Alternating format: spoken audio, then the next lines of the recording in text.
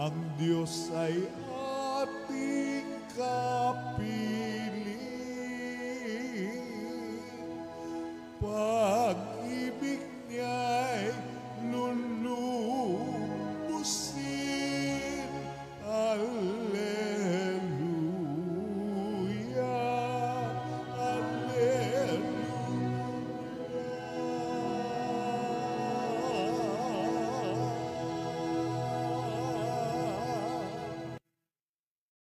Sumainyo ang Panginoon. At sumayo rin. Ang mabuting balita ng Panginoon ayon kay San Lucas. Papuri sa iyo, Panginoon.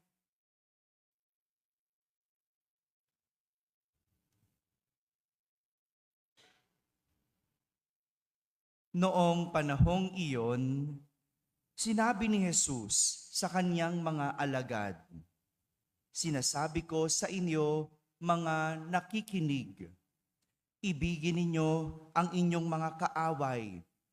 Gawan ninyo ng mabuti ang mga napopoot sa inyo. Pagpalain ninyo ang mga sumusumpa sa inyo. Idalangin ninyo ang mga umaapi sa inyo. Kapag sinampal ka sa isang pisngi, iharap mo ang kabila. Kapag inagaw ang iyong balabal, ibigay mo pati ang iyong baro. Bigyan mo ang bawat nanghihingi sa iyo. At kung may kumuha sa iyong ari-arian, ay huwag mo nang bawiin pa ang mga iyon. Gawin ninyo sa iba ang ibig ninyong gawin nila sa inyo. Kung ang iibigin lamang ninyo ay ang umiibig sa inyo, ano pang gantimpala ang inyong hihintayin? Kahit ang mga makasalanan ay umiibig din sa mga umiibig sa kanila. At kung ang gagawan lamang ninyo ng mabuti ang gumagawa sa inyo ng mabuti, ano pang gantimpala ang inyong hihintayin? Kahit ang mga makasalanan ay gumagawa rin nito. Kung ang pahihiramin lamang ninyo ay ang mga taong inaasahan ninyong makababayad sa inyo, ano pang gantimpala ang inyong hihintayin? Kahit ang mga makasalanan ay nagpapahiram din sa mga makasalanan sa pag-asang ang mga ito'y makababayad. Sa halip, ibigin ninyo ang inyong mga kaaway at gawan ninyo sila ng mabuti. Magpahiram kayo na hindi umaasa ng anumang kabayaran. Sa gayon, malaking gantimpala ang tatamuhin ninyo at kayo'y magiging mga anak ng kataas-taasan, sapagkat siya'y mabuti sa masasama at sa mga hindi marunong tumanaw ng utang na loob. Maging mahabagin kayo gaya ng inyong Ama. Huwag kayong humatol at kayo'y hindi hahatulan ng Diyos. Huwag kayong magparusa at hindi kayo parurusahan ng Diyos. Magpatawad kayo sa inyong kapwa at patatawarin kayo ng Diyos. Magbigay kayo at bibigyan kayo ng Diyos. Hustong takal, siksik, liglig at umaapaw pa ang ibibigay sa inyo. Sapagkat ang takalang ginagamit ninyo sa iba ay siya ring gagamitin ng Diyos sa inyo. Mga kapatid, ang mabuting balita ng Panginoon. Pinupuri ka namin, Panginoong Jesucristo. Umupo ang lahat at makinig sa umilia. Isang magandang umaga po sa inyong lahat. Magandang umaga sa mga nasa barangay, sa mga nasa tahanan, na nagsisimba via online at sa lahat ng nasa abroad. Kasama kayo sa aming banal na pagdiriwang dito sa ating parokya. Ang takalang ginagamit ninyo sa iba ay siya ring gagamitin sa inyo ng Diyos.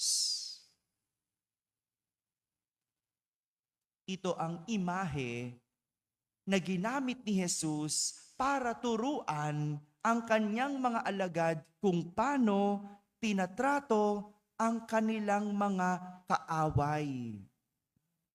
Isang takalan, imahe ng takalan. Nakakita na ba kayo ng takalan? Gumagamit ba kayo ng takalan? Di ba?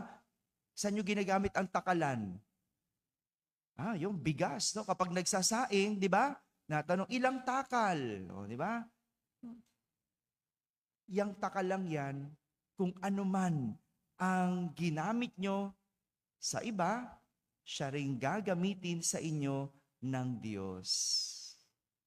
Take note, hindi winawalang bahala ng Diyos ang mga kaaway. Dahil alam ni Jesus kung tayo ay may kaaway. Pero tinuturo niya kung paano tatratuhin ang kaaway. Ang ganda. Hindi ba noong Martes humirang si Jesus ng 12 apostol? Di ba? Kahapon, anong nangyari? Tinuruan niya sila ng tamang landas. Di ba? Pinagpilian, no? Hindi niya tinuro kung ano yung lalakaran. Kayo mamili. Di ba? At ngayon naman, tinuturo ni Jesus kung paano tinatrato ang kaaway. Alam kasi ni Jesus na ang kanyang mga alagad ay maraming makakaaway o maraming magiging kaaway. No? Hindi sa palaaway ang mga alagad, kundi alam ni Jesus sila'y aawayin. Pero ang tinuturo niya kung paano dapat tratuhin ang kaaway. Inisa-isa ni Jesus ang iba't ibang uri ng kaaway na dumadating sa ating buhay. Una, sino yung mga kaaway na yon? Sabi ni Jesus, yung mga nanunumpa at nanunumbat. Meron ba kayong ganun na kaaway? Diba? Yung nanunumpa sa inyo. Yung nagsasabi na, sige, sana ganyan mangyari sa'yo. Mabuti nga sa'yo, na karma ka. Yan, di ba? Ganyan yung mga kaaway natin. Di ba? Sino pa yung mga kaaway na yon? Sabi ni Jesus, yung mga umaapi at nang mamaltrato. Di ba kaaway yon? Sino pa? Sabi ni Jesus, yung mga nananakit sa inyo. Either physical, hindi man literal, pero yung nanakit, nanloko, nang iwan, pinabayaan, bigla na lang nawala. Yan, yung mga nananakit sa atin. At sino pa? Sabi ni Jesus, yung mga kumukuha ng ating ari-arian. Diba? Kapag may kumuha ng ari-arian mo, sigurado aawayin mo. Sigurado magiging kaaway mo. At sabi ni Jesus, sino pang mga kaaway? Yung mga nangungutang at hindi marunong magbayad. Tama ba si Jesus? Sa mga klase ng kaaway natin, pasok ba dun sa 5 na yon? Yung mga kaaway natin? Hello? Bahala na kayo, di ba? At sa lahat ng ito, sinasabi ni Jesus sa kanyang mga alagad, ang tanging gagamitin na pagtrato sa mga kaaway ay ang ginintuang aral. Ano yung ginintuang aral? Yung gawin mo sa iba. Ang nais mong gawin sa'yo ng iba. Di ba? Yung golden rule, yung do to others as you would have them do to you. Yung golden rule, ganyan mo tratuhin yung kaaway. Kung paano mo gustong tratuhin ang iyong sarili.